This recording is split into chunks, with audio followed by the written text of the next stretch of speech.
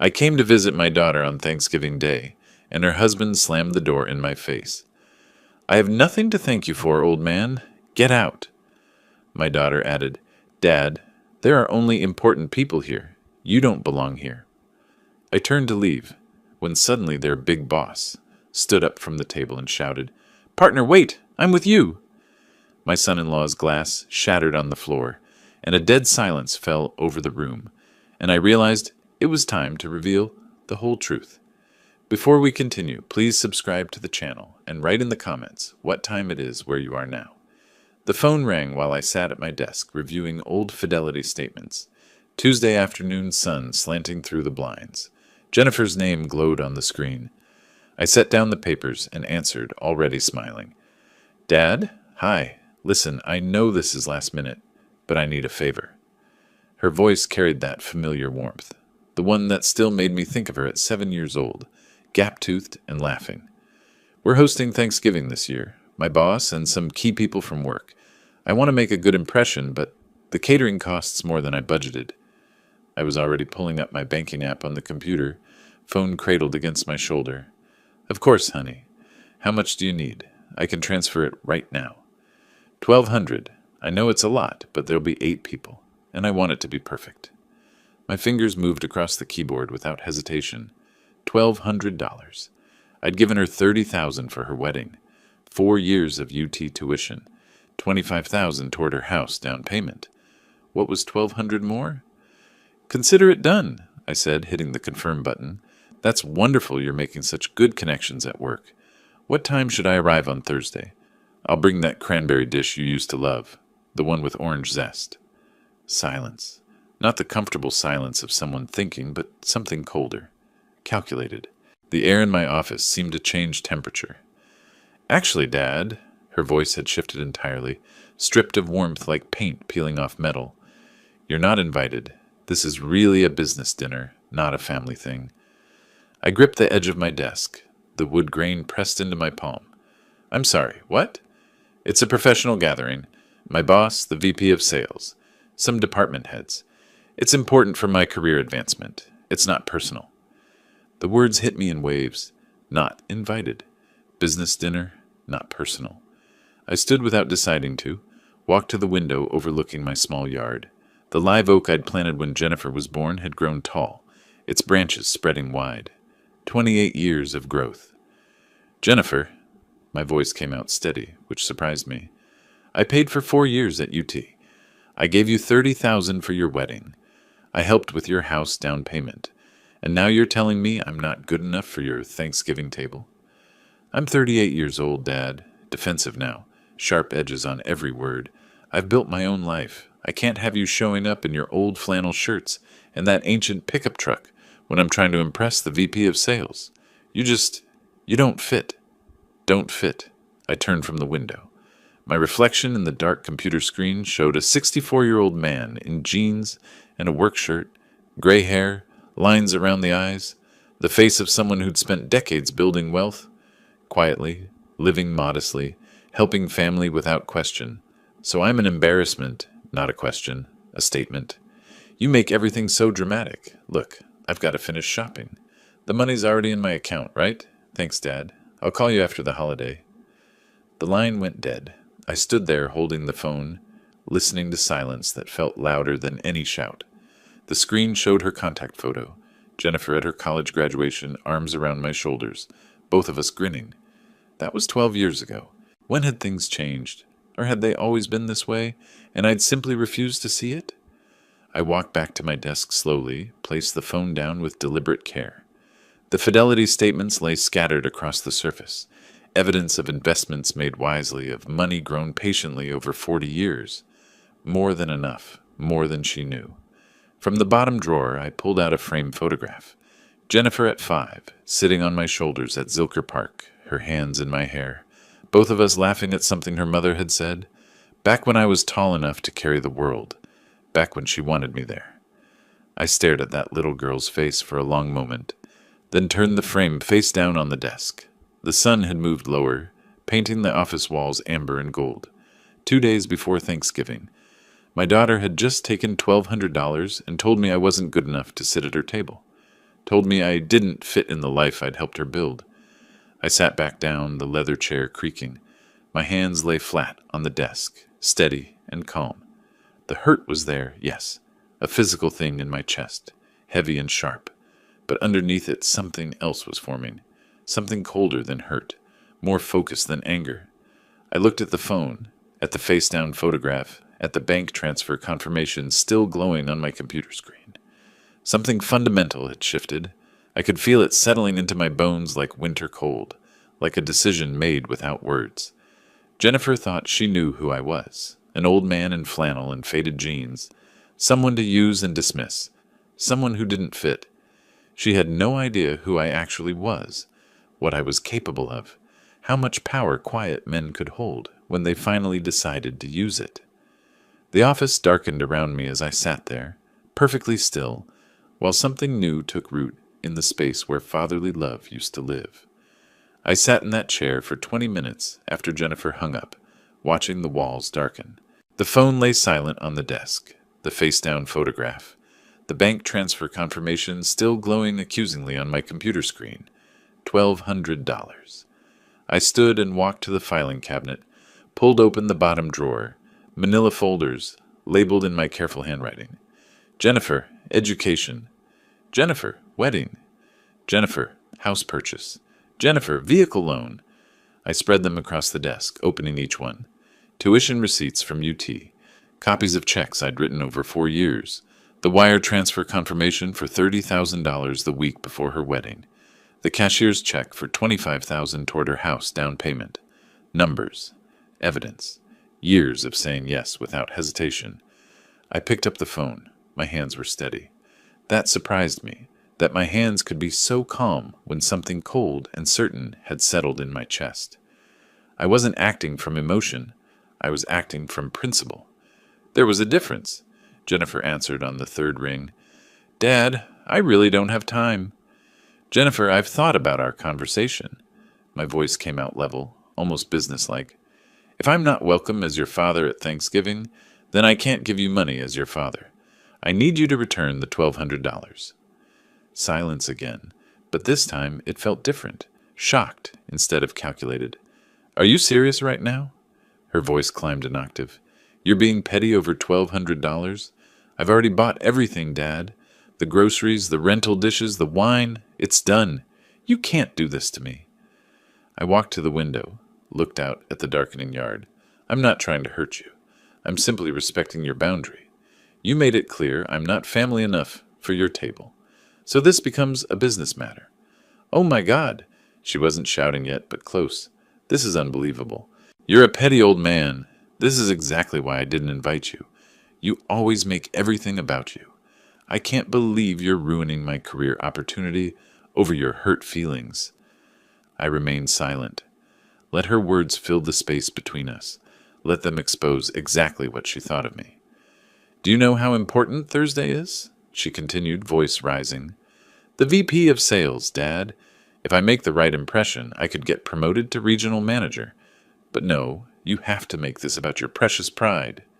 Jennifer, I've worked so hard for this, and you're going to sabotage me because I hurt your feelings. Grow up. I heard movement on her end, muffled voices. Then a different voice came on the line, male and aggressive. Listen, old man. Brian, my son-in-law, the one who worked in pharmaceutical sales, drove a leased BMW, wore suits that cost more than my monthly utilities. Stop ruining Jenny's mood before her important evening. She's stressed enough without you pulling this guilt trip nonsense. I gripped the phone tighter but kept my voice neutral. Brian, this is between Jennifer and me. No, it's between you and reality. His tone carried contempt, the kind men use when they think they're talking to someone weak. You want your pathetic money? Fine. You'll get it after the holiday. But right now, you need to stop calling and leave us alone. Jenny's got important people to impress, and she doesn't need her father acting like a child. The line went dead. I stood there in the growing darkness, phone still pressed to my ear, listening to nothing. Then slowly I lowered it and placed it on the desk beside the folders full of receipts and checks and wire transfer confirmations. The room had gone fully dark now. I didn't move to turn on the lights. I sat back down in my chair, hands folded on the desk in front of me, the phone silent beside them. Pathetic money. Old man, acting like a child. Brian's words echoed in the darkness, but underneath them I heard something else. Jennifer's voice saying I didn't fit, that I was an embarrassment, that my flannel shirts and pickup truck weren't good enough for her carefully curated professional image. They saw me as weak, as someone to use and dismiss, someone whose feelings didn't matter as long as his bank account did. The phone call had solved nothing. If anything, it had made things crystalline clear. Jennifer had no intention of apologizing. Brian had no respect for me at all. They'd taken the money, dismissed my pain, and hung up thinking the matter was closed. They were wrong. I sat in that darkening office, shadows pooling in the corners, the street lights outside beginning to glow through the blinds. My breathing was calm. My hands were steady. The hurt was still there, yes, but it had transformed into something else now. Something colder, more purposeful. I'd spent 64 years being reasonable, being generous, being the man who said yes, who helped without conditions, who gave without keeping score. I'd built wealth quietly, lived simply, asked for nothing in return except basic respect, basic human decency. And my own daughter had just shown me what she really thought of that life, what they both thought of me. I looked at the phone on my desk, at the folders full of evidence of love that now felt like evidence of foolishness, at the face-down photograph of a little girl who didn't exist anymore, replaced by a woman who saw her father as an embarrassment to be hidden away. The phone conversation had solved nothing. Words wouldn't fix this. Explanations wouldn't change their minds. They'd made their choice. They'd shown me exactly who they were. Now I needed to show them who I was. Not the old man in flannel shirts they thought they knew. Not the weak, pathetic figure they dismissed so easily. The real me. The one I'd kept hidden behind decades of quiet generosity and patient love. I would need to face them in person. Soon. Very soon. But first, I needed to think. To plan. To make sure that when I acted, it would be with the same cold clarity that was settling into my bones like ice forming on a winter lake. I sat there in the darkness, perfectly still, while something new and certain crystallized inside me. Something that felt less like anger and more like justice, less like revenge and more like education. They thought they knew who I was. They were about to learn otherwise. That evening stretched into night. I didn't leave my office, didn't turn on more than the desk lamp. The phone remained where I'd placed it, silent and accusatory. Sleep wouldn't come. I knew that without trying. Instead, I pulled open the bottom drawer of my desk, the one I rarely touched. Photo albums, document folders, the archaeological record of fatherhood. I spread them across the desk methodically, arranging them by year. An investor's approach to analyzing a relationship. The numbers told a story I'd been too willing to overlook. University of Texas tuition receipts, 4 years' worth.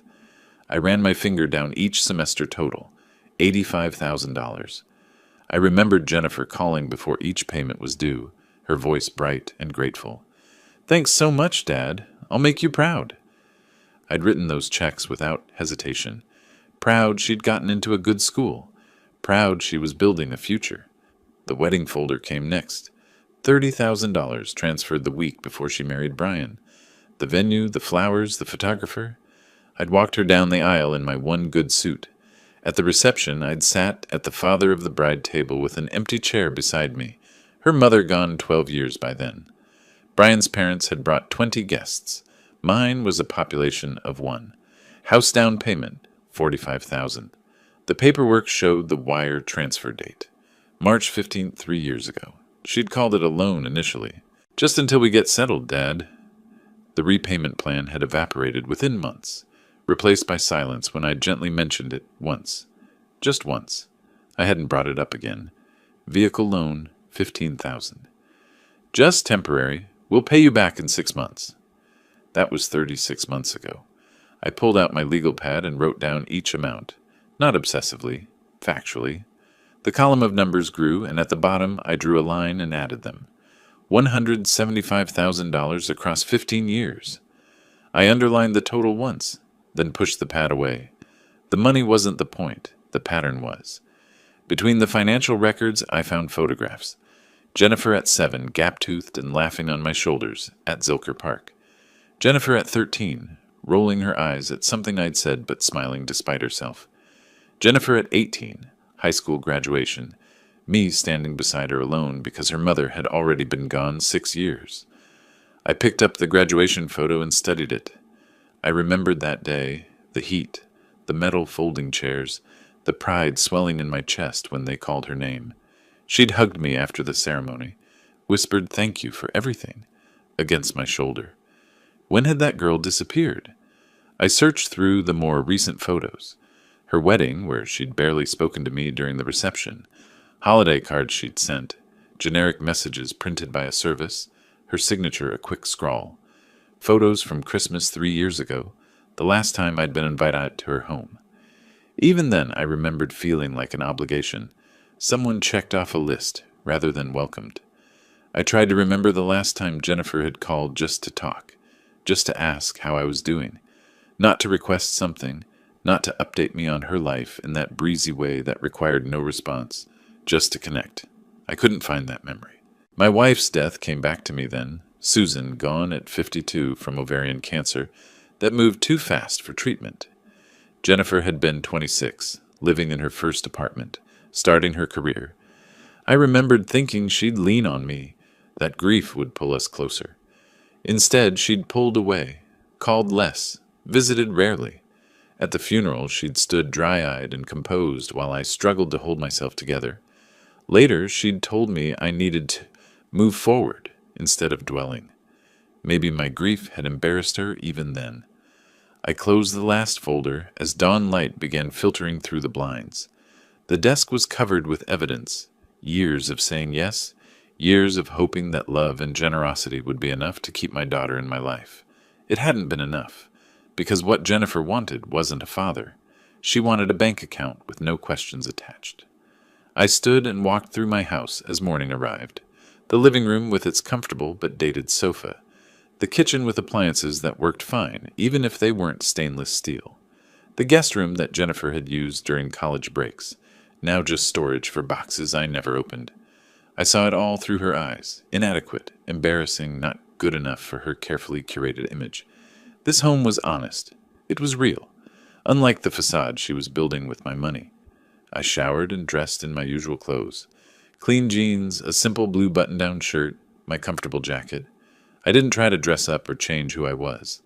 That wasn't the point of what I was about to do. In the bathroom mirror, I studied my reflection. Gray hair, lines around the eyes, a 64-year-old man who'd spent his life being reasonable, being generous, being patient. That patience had limits. I'd found them. Today was Thanksgiving. Jennifer expected me to stay away, to accept my dismissal quietly, to disappear back into my modest life until she needed another deposit. I would not. I was going to Round Rock. I was going to stand at her door, not to beg for a seat at her table. That dignity was gone, but to look her in the eyes in front of her important guests and demand she justify this treatment, demand she acknowledge what she'd done. This wasn't about $1,200 anymore. It wasn't even about the $175,000 before that. This was about making her see me, really see me, not as a resource to be tapped or an embarrassment to be hidden, but as a human being who deserved basic respect. She said I didn't fit in her life. Fine. Let's see how well I fit standing on her doorstep when her boss is watching. The drive to Round Rock took 40 minutes through Thanksgiving traffic. I kept my hands steady on the wheel of my old F-150, maintained exactly the speed limit. At red lights, I watched families in newer cars, saw houses decorated with fall wreaths and lights. Normal people having normal holidays. I'd had all day to change my mind. Morning had come and gone. Afternoon had faded into early evening. Each hour had been an opportunity to stay home, to let this go, to be the accommodating father Jennifer expected. I hadn't taken any of those opportunities. It was 6 o'clock when I turned onto Jennifer's street. The subdivision was upscale, large houses with manicured lawns, 3 car garages, stone facades that all looked vaguely Mediterranean. Her house sat on a corner lot, lights blazing from every window. The driveway overflowed with vehicles, a silver Mercedes, a black BMW, 2 Teslas, a Lexus SUV. More cars lined the curb. I parked my truck at the end of the row. The contrast was sharp, my '09 Ford with its faded paint and minor dents sitting among machines that cost more than most people's annual salary. I cut the engine and sat there for a moment. Through the large front windows, I could see people moving. The house had that open concept design Jennifer had insisted on, living room, dining room, and kitchen flowing together in one expensive space. Guests held wine glasses, stood in clusters, laughed at things I couldn't hear. Jennifer appeared briefly, wearing a burgundy dress, carrying a platter. Brian moved behind her in a dark suit, playing host. The scene looked perfect. Magazine quality. Successful. I climbed out of the truck and walked toward the house. The path was stone, expensive pavers fitted together without gaps. Landscaping lights illuminated ornamental grasses and shaped shrubs. Through the door, I could hear music. Something classical, something safe. I straightened my jacket, took one breath, and knocked. Firm. Steady. 3 times. The conversation inside paused. I heard footsteps. The door swung open, revealing Brian in a charcoal suit that probably cost $2,000. Behind him, I saw approximately 20 people turning toward the door, curious about the interruption. Crystal glasses caught the light. The dining table held more food than those people could possibly eat. Brian's expression shifted fast, curiosity to recognition to something hard and dismissive. He didn't invite me in. Instead, he stepped into the doorway, one hand on the frame, physically blocking entry. "What are you doing here?" His voice carried into the house, loud enough for everyone to hear. Intentionally loud. "I have nothing to thank you for, old man. Get out of here." I kept my voice level. "I came to speak with my daughter. This is still a family holiday, regardless of your guest list." Movement behind Brian. Jennifer appeared, her face showing confusion that rapidly became fury. Not fury at Brian's words, fury at my presence. "Dad, what are you doing?" Her voice pitched higher than normal, flustered. "I told you not to come. This dinner is for respectable people. You don't belong here." The words hit like physical blows, but I kept my expression neutral. I looked past them at the guests. Some averted their eyes. Others watched with that uncomfortable fascination people have for family drama. A few smiled awkwardly, unsure how to react. 20 pairs of eyes, all witnessing this. "I see," I said quietly. 20 people at your table, and not one seat for your father, the man who paid for this house." Jennifer's face flushed. "This is a professional dinner. I can't have—" She stopped herself, but the rest hung in the air. "Can't have you embarrassing me." Brian stepped closer, using his height advantage. "You heard her. She doesn't want you here. Nobody does. Now leave before you embarrass yourself more." I stood on that doorstep, feeling the weight of humiliation settle over me. Public rejection, performed for an audience. Some of the guests had moved closer, openly watching now. A woman in pearls whispered something to the man beside her. Someone else looked away uncomfortably. I could force this, could raise my voice, could demand entry, could make a scene that would definitely ruin Jennifer's evening. But something stopped me, not weakness, but calculation. Creating chaos now would make me look desperate, would validate every dismissive thing they'd said about me. I nodded once, not in agreement, in acknowledgement. I was about to turn away, about to walk back to my truck and leave them to their perfect dinner, when a voice called out from inside the house. "Samuel Hunt?" The voice cut through the awkward silence. Male, older, carrying authority. I froze. Brian's expression shifted, confusion replacing his smug dismissal. Jennifer turned, her face going pale. A man in his 60s pushed through the cluster of guests. Tall, silver-haired, wearing an expensive suit that somehow didn't look pretentious. I recognized him immediately, though I hadn't seen him in person for years. Richard Coleman, former CEO of the company where I'd worked for 23 years before retiring. The man who'd personally overseen my department, who'd called me into his office when I'd announced my retirement to tell me I'd been one of the most valuable analysts the company had ever employed. He reached the door, looked at me, then at Brian, blocking the doorway, then back at me. "Samuel," he said, his voice warm with genuine pleasure, "I thought that was you.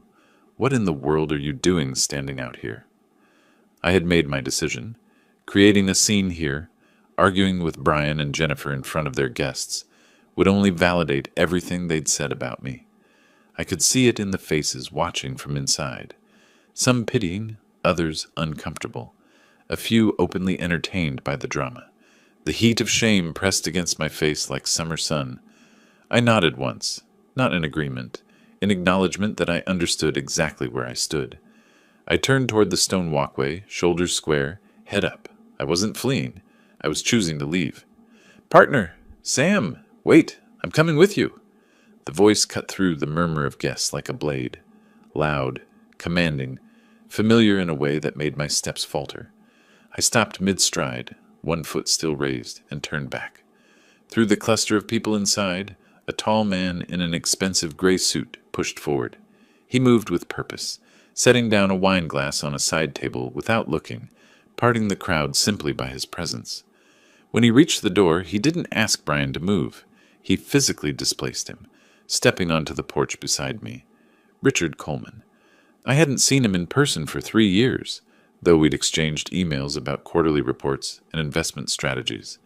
He looked older, more silver in his hair, deeper lines around his eyes, but he carried the same authority I remembered from the 1990s, when we'd built our first venture capital fund together. "Sam?" His face showed genuine confusion and concern. "What are you doing here? I didn't know you knew the tenors. This is supposed to be my employees' Thanksgiving dinner." Employees. The word hung in the air like smoke. "I didn't know you'd be here either," I said quietly. Richard's eyes moved from me to Jennifer and Brian, then back. I watched understanding begin to dawn on his face, the way puzzle pieces click together when you finally see the pattern. "Wait." He looked at Jennifer, his expression sharpening. "Jennifer Tenor. Tenor is your married name. Your maiden name was Hunt, wasn't it?" He turned to me slowly. "Sam Hunt. Is she your daughter?" The question suspended everything. The background music still played, something classical and safe, but every conversation had stopped. Jennifer's face drained of color. Brian's mouth opened without sound. I could see guests in the back pulling out phones, ready to capture whatever came next. "Yes," I said. My voice came out steady, factual. "Jennifer is my daughter. I came to wish her happy Thanksgiving. It seems that was a mistake." Richard's expression shifted through several stages. Comprehension, then disbelief, then something cold and sharp. He looked at Brian, at Jennifer, then back at me. "A mistake?" His voice carried an edge I remembered from difficult board meetings, from negotiations that weren't going well. "You came to your own daughter's Thanksgiving dinner, and you were turned away at the door, while she's entertaining her boss and colleagues?" The silence stretched taut. Jennifer gripped the doorframe, knuckles white. Brian had taken an involuntary step backward, his earlier aggression evaporating. Richard looked between them for a long moment. When he spoke again, his voice carried through the open door to every guest inside. "Someone needs to explain this to me. Right now." No one moved. Jennifer's mouth opened, closed. Brian seemed frozen. The guests pressed closer, an audience waiting for the next act. Richard didn't wait for their explanation. He turned slightly, addressing not just me, but everyone within earshot. "I think everyone should understand who Samuel Hunt is." His words came out clear, deliberate, cutting through the awkward silence. "He's not just my old partner from the 90s. Sam is one of the founding investors in Pinnacle Ventures." I saw several guests exchange glances. A few nodded. They recognized the name. Richard continued, his tone matter-of-fact, but his words devastating. "Pinnacle Ventures holds a 35% stake in Tech Vision Solutions. That makes Sam one of the largest partial owners of the company, where you all work." Someone gasped. A phone made a camera shutter sound. The remaining color drained from Jennifer's face. Brian's hand, still holding a wine glass, trembled visibly. Richard looked directly at Brian, holding his gaze. "This man could buy your house with cash and not notice the expense." He paused. "Let that sink in. And you just told him he has nothing to be thanked for." Brian's grip on the wine glass went slack. The glass fell, seemed to fall in slow motion, then shattered against the tile entryway. Red wine spread across the white grout like blood. No one moved to clean it up. "We'll be discussing your treatment of company investors Monday morning," Richard said, his voice formal now, carrying the weight of professional consequence. 9 o'clock, my office. Don't be late. Jennifer swayed slightly, gripping the doorframe as if it were the only thing keeping her upright. Her free hand went to her throat, then to her stomach. She looked like she might be sick. Richard turned to me, his expression softening immediately. Come on, partner. Let's find somewhere to celebrate Thanksgiving with people who know the meaning of gratitude and respect. He gestured toward the assembled guests. For a moment, no one moved. Then a woman in her 50s, senior manager, I recognized her vaguely from company events, stepped forward decisively, setting down her drink. I think I'll join you, she said clearly. Her movement broke whatever spell held the others. 3 more guests stepped forward, 2 men and another woman, all reaching for coats, abandoning drinks on various surfaces. They were making a choice, publicly aligning themselves away from their hosts. Richard took my arm, not supporting me, but as an equal, a partner. We walked down the stone path toward the street. The 4 guests followed, already talking quietly among themselves. Behind us, I heard the murmur rising, whispers spreading through the remaining crowd. I didn't look back. The November evening air felt cool against my face, clearing away the heat of earlier humiliation. Richard was already talking, his voice warm and conversational, as if we were simply old friends meeting for dinner, as planned. There's a steakhouse in Lakeway I've been wanting to try, he said, unless you'd prefer somewhere else. We walked down the path in a loose group, Richard and I in front, the 4 employees trailing behind us. The cool November air carried voices from inside Jennifer's house, rising in volume as we moved away. Speculation, gossip, the sound of a party collapsing. Behind us, I heard Jennifer's door close. Not slammed. That would have implied anger, control. This was quiet, the soft click of someone whose strength had failed. Richard waited until we reached the street, stood beside my old F-150, before speaking again. The 4 guests had paused a respectful distance away, giving us space. Sam, he turned to face me fully, I need to understand what just happened. You came to your daughter's Thanksgiving dinner and she turned you away, in front of her colleagues, her boss? I looked at him, this man who'd been my partner nearly 3 decades ago, who'd trusted my analysis when we were building something from nothing, who'd made millions alongside me when our early investments paid off. She called Tuesday asking for money, I said quietly. $1,200 for catering. I transferred it immediately. Then I asked what time to arrive for dinner. She told me I wasn't invited. Said it was a business gathering and I didn't fit. Richard's jaw tightened. Because of how you look? How you dress? Apparently my flannel shirts and old truck are embarrassing. I glanced at my F-150, its faded paint stark against the luxury vehicles lining the street. She said I don't belong with respectable people. That's... Richard stopped himself, visibly controlling his anger.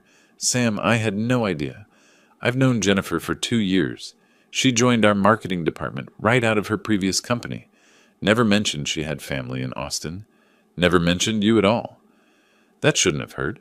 After everything tonight, it shouldn't have added anything to the weight. But it did. Brian works for you too? I asked. Pharmaceutical liaison, handles our medical software contracts. Richard's expression hardened. Both of them just committed a significant career mistake. You don't humiliate investors. You especially don't humiliate investors who've been with the company since seed funding. One of the employees who'd followed us, a man in his 40s, someone I vaguely recognized from annual reports, approached carefully. Mr. Hunt, I'm Michael Reeves, Senior Operations Manager. I just wanted to say, what happened in there was completely inappropriate. I'm sorry you had to experience that. The woman who'd stepped forward first joined him. Catherine Price, HR Director. I agree with Michael. That was unprofessional, and she paused, choosing her words carefully. Personally, cruel. The other 2 employees murmured agreement.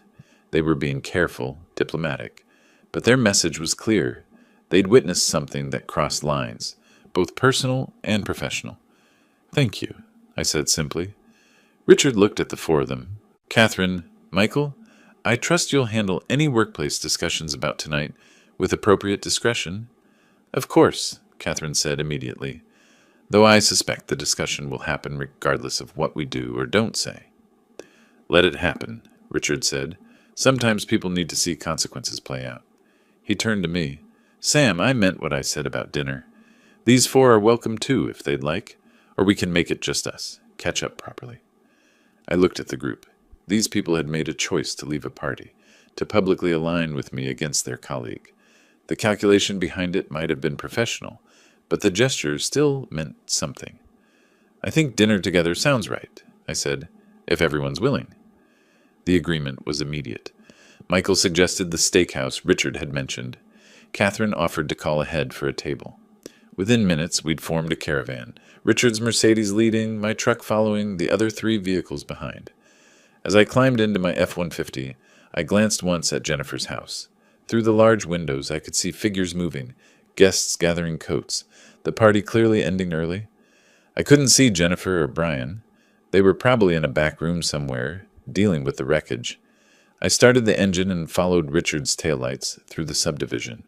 The drive to Lakeway took 35 minutes. We drove in convoy, maintaining formation through traffic. My truck's cab felt different somehow, less like a mark of inadequacy, more like simple transportation. What had felt embarrassing hours ago now felt honest. The steakhouse sat on a hill overlooking Lake Travis. Richard had called ahead during the drive. They had a private room waiting. The 6 of us settled around a heavy wooden table, menus appearing immediately, a server pouring water with practiced efficiency. "Order whatever you want," Richard said, looking at me specifically. "This is on me. Consider it compensation for the evening you should have had." The conversation started slowly, carefully. The employees knew they were in unusual territory. Having Thanksgiving dinner with the CEO and a major investor wasn't typical, but Richard had a gift for putting people at ease, and gradually the awkwardness faded. Michael talked about operations challenges. Catherine mentioned upcoming HR initiatives. The other 2, James and Susan, I learned their names, discussed their departments. They included me naturally in the conversation, asked questions about the early days of the company, seemed genuinely interested in the investment side of the business. Richard ordered wine, a bottle that probably cost more than Jennifer's entire catering budget. When it arrived, he raised his glass. "To Samuel Hunt," he said, "a man who taught me that quiet competence beats loud performance every time, and to the importance of remembering where we come from and who helped us get here."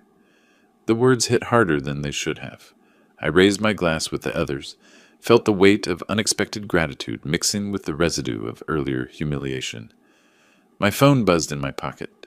Once, twice, 3 times. I ignored it.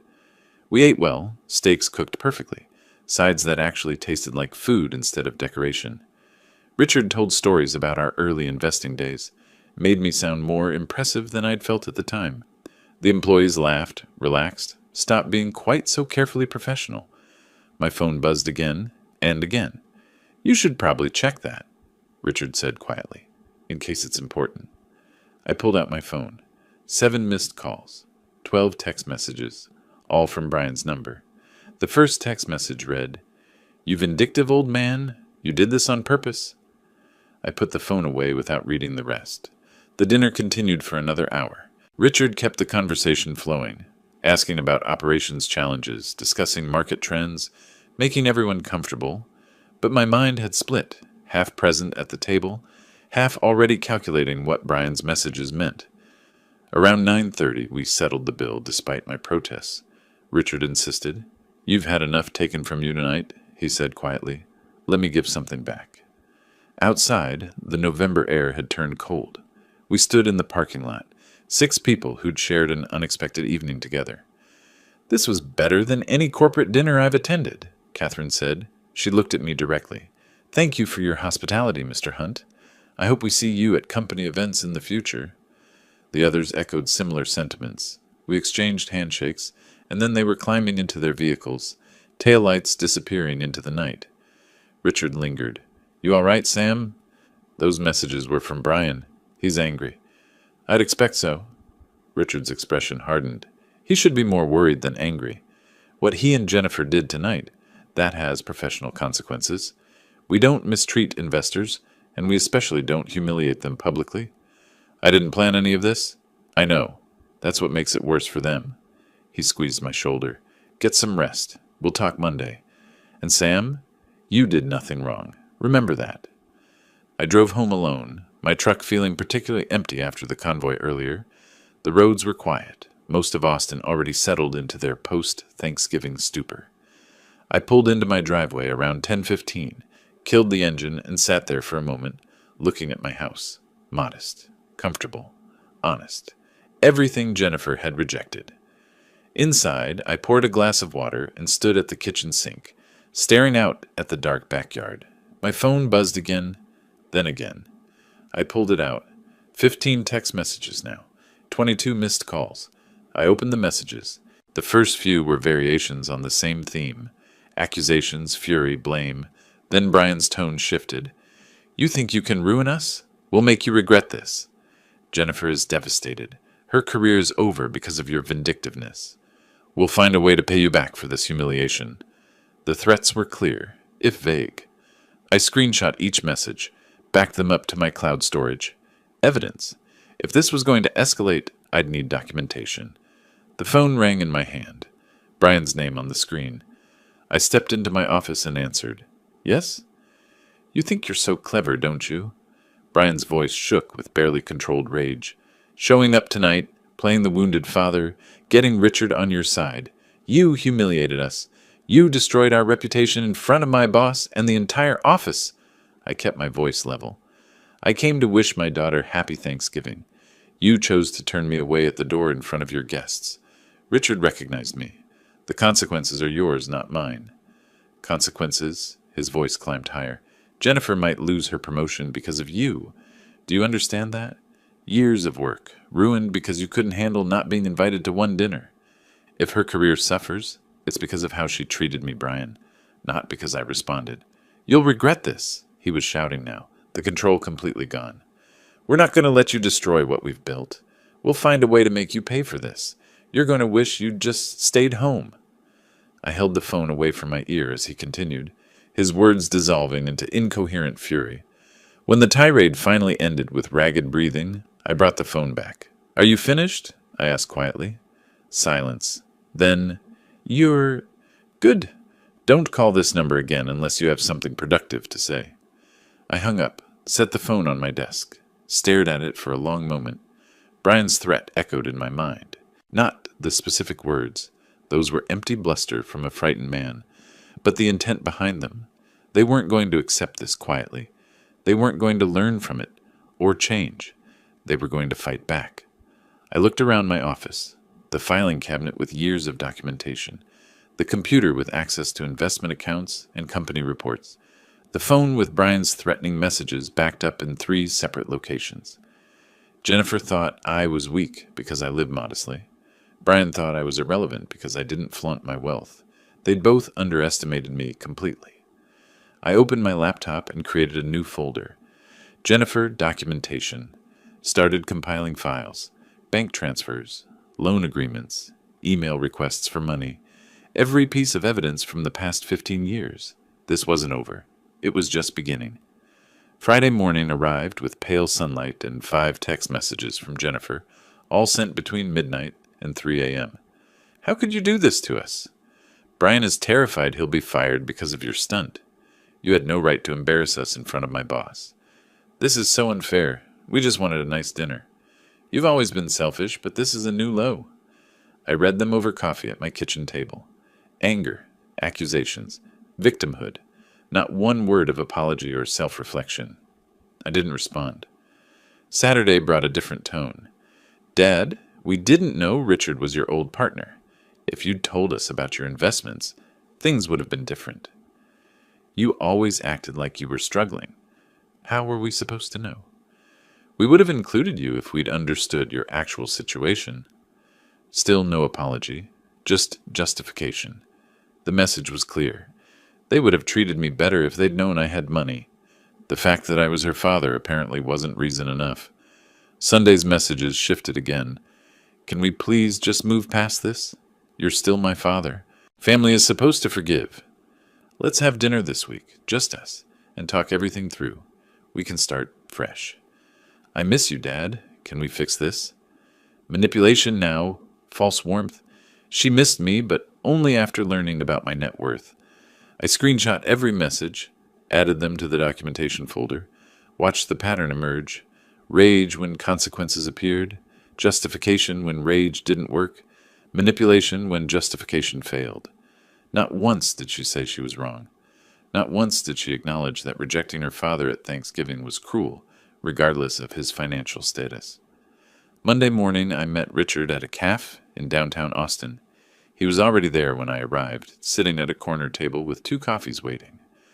"You look tired," he said as I sat down. "Been a busy weekend. Lots of messages from Jennifer." "I can imagine." He slid his phone across the table. "You should see these." I looked at the screen. Emails forwarded to Richard from various employees. Carefully redacted to protect the senders, but the content was clear. Multiple people reporting that Jennifer and Brian had been talking around the office for months about Jennifer's poor father who couldn't get his life together. Using my supposed financial struggles as part of their narrative, the self-made professionals who succeeded despite difficult family backgrounds. "They've been using you as their origin story," Richard said quietly, the obstacle they overcame. I set the phone down carefully. "How many people have come forward?" 7 so far. 3 from marketing, 2 from sales, 1 from IT, 1 from operations. All uncomfortable after Thursday night, realizing the story was fabricated. They turned my privacy into their marketing material. Worse, they turned your choice to live modestly into evidence of failure. Richard leaned back. "The office atmosphere right now is tense. Some people find this entertaining gossip. Others are genuinely disturbed by how they treated a major investor. Your 4 dinner companions have been influential. They've been sharing their impressions of you, talking about your home, your character. Jennifer and Brian's credibility is damaged." I absorbed this information slowly. They hadn't just rejected me privately. They'd been systematically undermining me publicly for months, building their image on the false ruins of mine. "What happens now?" I asked. "Officially? They're both on thin ice. I'll meet with them this week, review their conduct. Might issue formal warnings." He paused. "Unofficially, their trajectory at Tech Vision is over. Nobody trusts them anymore. Nobody wants to work with people who trash-talk family members to boost their own image." We talked for another 30 minutes.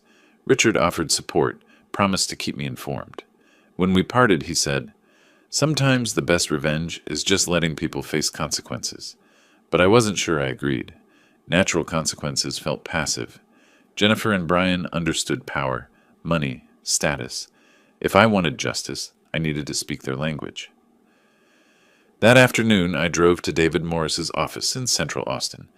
David was a neighbor, an attorney who specialized in civil and contract law. We weren't close friends, but we'd shared occasional conversations over the years. His office was small, professional, lined with law books. He greeted me warmly, offered coffee, gestured to a chair across from his desk. "Sam, what brings you in? Everything okay?" I opened the folder I'd brought, copies of bank transfers, email requests, loan documentation, laid it out methodically. I need advice about recovering debts and protecting myself from potential retaliation. David listened as I explained. 15 years of loans. The car payment never returned. The recent $1,200. Brian's threatening phone call. Jennifer's escalating messages. He took notes, asked clarifying questions, reviewed the documentation with professional interest. "You have clear grounds for demanding repayment," he said finally. "The $15,000 for the vehicle is particularly strong. Bank transfer with her email, acknowledging it was a loan. The house down payment gets murkier if it was presented as a gift, but the car is solid. What about protection? Brian made threats. Document everything. Keep those recordings if you have them, screenshot messages. Maintain a timeline. If threats escalate to harassment, we can pursue a protective order." He paused. "There's another angle. As a major shareholder in their company, you have certain rights. You can request audits, performance reviews, departmental assessments." I looked up from my notes. "How does that work?" "Private equity shareholders, especially at your level of investment, can request information about company operations. But Sam," he leaned forward, "be careful. Using shareholder rights to address personal grievances gets complicated. It can backfire legally and professionally." "I understand." We talked for another 20 minutes. David outlined options, explained procedures, warned about pitfalls. He was thorough, professional, cautious. I took careful notes, asked specific questions, absorbed the framework. When I left his office and drove back to Lakeway, my mind was working differently than it had in days. Not dwelling on hurt, not replaying conversations, calculating instead. What leverage did I have? The loans, legal, documented, recoverable. My shareholder position, powerful but requiring careful use. Richard's support, valuable for information and credibility. Brian and Jennifer's damaged reputation, already unfolding without my intervention. What did I want? Not reconciliation. They'd proven that was impossible. Not mere repayment. That was too transactional. Something else. Something that made them understand what they'd done, made them face real consequences, made them recognize they couldn't treat people as disposable resources. Justice, education, perhaps a kind of correction. The structure of a plan began forming as I drove. Not revenge in the petty sense, something colder, more systematic, using the tools I had, the languages they understood, the leverage I'd been too kind to employ before. They'd called me weak, embarrassing, not respectable enough for their table. They were about to learn what quiet strength looked like when it decided to push back. Tuesday morning, December 2nd, I sat at my home office desk with my documentation folder open, my notebook with strategic notes beside me and my phone in hand. The plan was clear. I just needed to execute it methodically. I called Richard at 9:30. His assistant put me through immediately. "Sam, good morning. Everything all right?" "Morning, Richard. I've been reviewing the quarterly reports for TechVision. As a significant stakeholder in Pinnacle Ventures, I'd like better visibility into operational efficiency in the sales division. Would an internal audit be appropriate?" There was a pause. I could almost hear Richard's mind working through the implications. "That's within your rights as a major shareholder," he said carefully. "Given recent circumstances, I'd be interested in those findings myself. I'll have my operations team start today." "I appreciate that. Let me know what you discover." The audit took 3 days. I went about my normal routine. Morning coffee, reviewing investment portfolios, walks around the lake. My phone remained silent. Jennifer had stopped calling after her weekend voicemails went unanswered. Friday evening, Richard called. "Sam, we found problems." His voice was tight with controlled anger. "Brian's been manipulating commission calculations, inflating sales figures to boost his bonuses, questionable expense reports, creative accounting with client entertainment budgets. Nothing criminal, but clear policy violations." I took notes as he talked. "What's the appropriate response?" "Demotion, at minimum. I'm addressing it Monday morning. He'll drop from regional manager to standard sales manager. Salary reduction from $120,000 to $72,000 annually." "And Jennifer?" "Written warning for failing to report irregularities. She should have noticed, as his colleague. She's not being demoted, but this goes in her permanent file." I thanked him for keeping me informed. After hanging up, I sat quietly, processing. The first strike had landed exactly as planned. That same afternoon, I'd received the formal demand letter David Morris had prepared. Professional, cold, legally precise. It itemized the car loan, the Thanksgiving money, plus statutory interest. Total, $1,700. Payment due within 14 days or I would file suit. David sent it certified mail to their Round Rock address. Saturday morning, my phone started ringing. Jennifer's number. I didn't answer. She left a voicemail. "Dad, please call me back. We got a letter from your attorney. We can't pay $17,000 right now. Brian just got demoted. We're barely making our mortgage. Please, we need to talk about this." Sunday brought more calls, more voicemails, her voice increasingly desperate. "Dad, I know you're angry, but this is too much. We'll lose the house. We have car payments, insurance. I'll pay you back, I promise. But I need time. Please answer your phone." I listened to each message once, saved them, made notes in my documentation file, evidence of their deteriorating situation. Then I went back to my normal routine.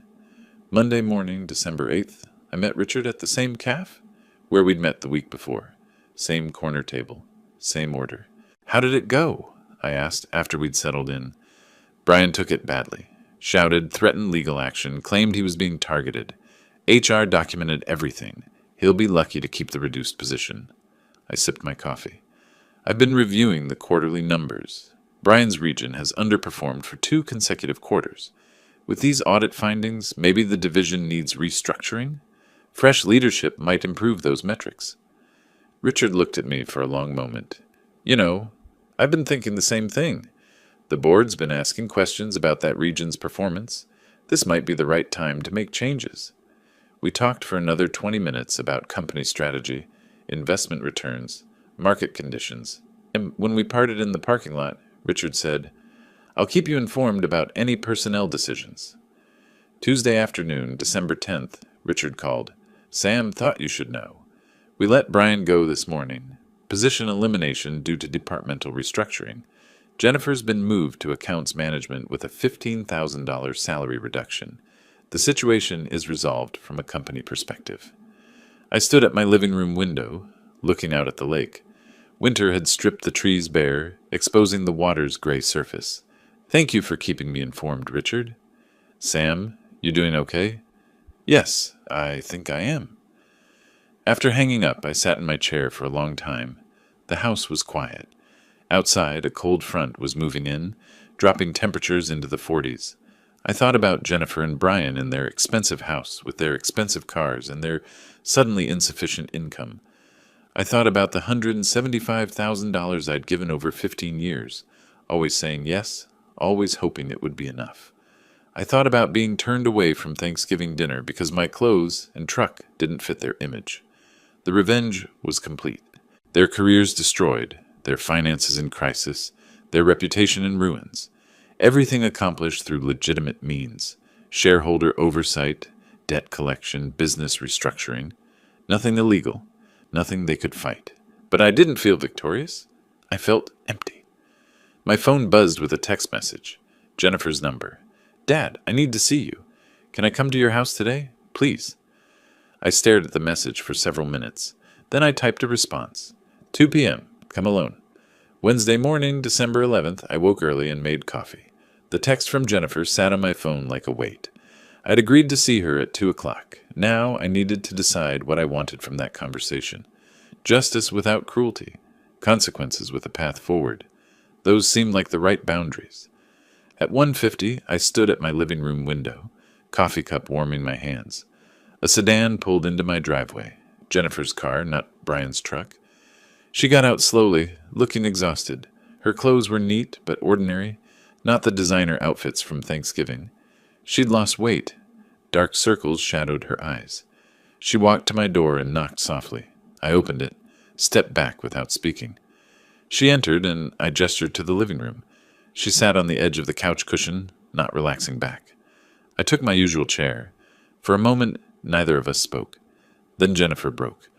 Not the controlled tears of manipulation, but genuine sobbing, hard, gasping, ugly crying. Through it, words tumbled out. "Dad, I'm so sorry. I've been horrible to you. I was greedy and selfish, and I turned you into something shameful when you were the only person who truly loved me." I remained still, watching, listening. "I told people at work you were struggling, that I'd made it on my own despite having a father who couldn't get his life together. I used you as a story to make myself look better.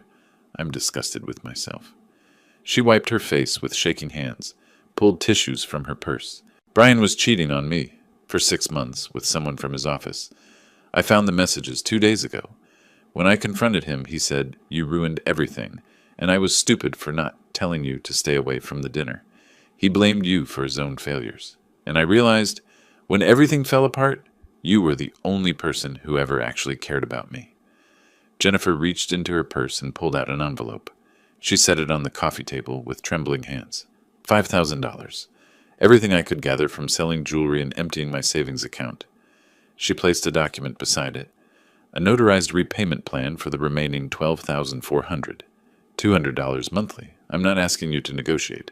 I'm acknowledging what I owe. I picked up the envelope, opened it, counted the bank checks. $5,000 exactly. I looked at the repayment plan, professionally prepared, realistic terms. Then I tore it in half. Once, twice, 3 times. The pieces fell onto the coffee table. Jennifer's eyes went wide. "Dad, I'm canceling the debt," I said quietly. "Consider it a final gift from your old life to whatever comes next." She started crying again, harder. I don't deserve that. No, I agreed. You don't, but I'm doing it anyway. I stood, walked to my desk, retrieved my calendar. I sat back down and opened it to December. Every Sunday for 1 year you visit me, not when you need something, not when there's a crisis, just to be here, to talk, to rebuild what you destroyed. I mark the dates with a pen, 52 Sundays. This is non-negotiable. Miss 3 without legitimate reason, and the full debt reinstates. Jennifer looked at the marked calendar, then at me. I'll be here, every Sunday, I promise, Dad. I'll prove I can be the daughter you deserved. I accept your apology, I said. But Jennifer, acceptance isn't forgiveness, and forgiveness isn't forgetting. You'll get one chance to rebuild trust. One. And it starts with action, not words. She nodded, wiping her eyes. I'm filing for divorce. I should have done it years ago. Brian showed me who he really is when the money and status disappeared. We talked for another hour, about her job, her plans, her recognition of how badly she'd prioritized everything in her life. When she finally stood to leave, I walked her to the door. At the threshold, she turned, seemed about to hug me. I held up a hand. Not yet. Sunday, I said simply. She nodded, walked to her car. I watched until she drove away. That evening I sat on my back porch despite the December cold, coffee cup in hand. The lake was barely visible through the bare trees, the water dark and still. My phone rang, Richard's name on the screen. Sam, I have a proposition. Tech Vision needs strategic consulting, someone with your experience and instincts. Not full-time, but meaningful engagement. Advisory role, solid compensation, respect for your time. What do you say? I smiled genuinely for the first time in weeks. I'd like that, Richard. I'm ready to engage again. Excellent. I'll have contracts drawn up. Looking forward to working with you properly again, partner. After hanging up, I sat in the cold, feeling something close to peace. My calendar lay on the patio table beside me. This Sunday circled in red. Jennifer's first visit, the beginning of rebuilding if she proved capable of change. I thought about the past 3 weeks, the phone call asking for money, the rejection at Thanksgiving, the public humiliation, the systematic dismantling of their facade. The revenge had been complete, but more importantly, justice had been served. They'd seen me as weak because I lived modestly, as irrelevant because I didn't flaunt wealth, as disposable because I'd always said yes without conditions. They'd learned otherwise, not through rage or violence, but through the quiet application of leverage they'd never known I possessed, through the patient execution of consequences they'd earned through their own choices. I looked at my modest house, my comfortable life, the lake stretching out before me in the gathering darkness. This was enough. It had always been enough. I just needed to stop letting others tell me it wasn't. Sunday would come. Jennifer would arrive, or she wouldn't. Either way, I'd survive. I'd done the hard work of standing up for my own dignity. The rest was up to her. The coffee had gone cold in my cup, but I didn't mind. I sat there as twilight faded into night, watching the stars emerge over the lake, feeling something I hadn't felt in a very long time. Content? On my own terms, with nothing left to prove to anyone. If you like this story, please like this video, subscribe to the channel, and share your impressions of this story in the comments. To listen to the next story, click on the box on the left. Thank you for watching.